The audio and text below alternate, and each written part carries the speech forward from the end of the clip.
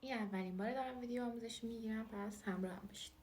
خب اول از همه دو تا قسمت موز رو جدا میکنید این شکلی، یا اگه چتری دارید چتری ها رو میریزید جلو.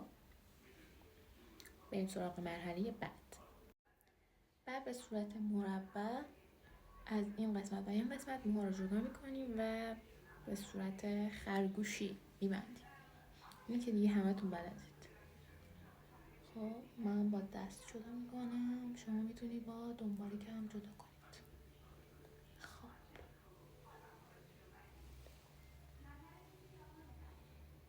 حالا این رو میبندیم.